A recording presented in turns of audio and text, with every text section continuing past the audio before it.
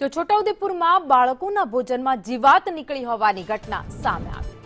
નસવાડીની આંગણવાડીમાં આ ઘટના બની હતી। બાળકોને જે ઈયળવાળો નાસ્તો પીરસવામાં આવ્યો। બાળકોની થાળીમાં ઈયળો દેખાતા આક્રોશ જોવા મળ્યો હતો। ગ્રામજનોએ વિડીયો બનાવી વાયરલ કર્યો છે।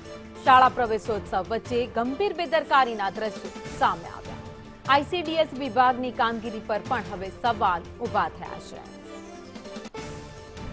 ત્યારે વિદ્યાર્થીઓને જે નાસ્તો પીરસવામાં આવે છે શાળામાં તેમાં ઈયળો નીકળી હોવાની ઘટના સામે આવી છે। ઘટનાની જાણ થતાં તાત્કાલિક જે ગામના લોકો હતા એ રોષે ભરાયા। તેમણે વિડીયો બનાવીને સોશિયલ મીડિયા ઉપર વાયરલ કર્યો।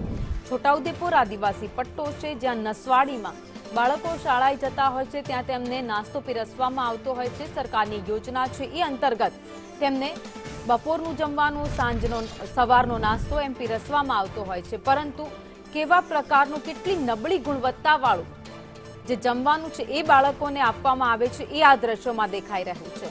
કારણ કે જ્યારે બાળકોને આ નાસ્તો પીરસવામાં આવ્યો હતો તેમાં રીતસરની ઈયળો દેખાતી હતી। જ્યારે ગ્રામજનોએ આ દ્રશ્યો જોયા ત્યારે તાત્કાલિક તેમણે વિડીયો બનાવ્યો, વાયરલ કર્યો છે। હવે શાળાની જે કામગીરી છે એના ઉપર સવાલ છે, તંત્રની કામગીરી પર સવાલ છે, આ સાથે જ આઈસીડીએસની કામગીરી પર પણ અત્યારે સવાલ ઉભા થઈ રહ્યા છે।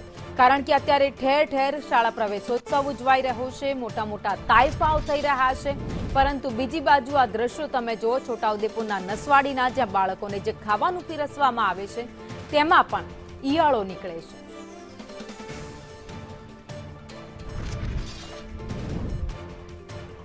નસવાડીથી મહેશ બિલ જાગૃત નાગરિક છે જેમણે આ વિડીયો બનાવ્યો છે એ આપણી સાથે ફોનલાઈન પર જોડાયા છે।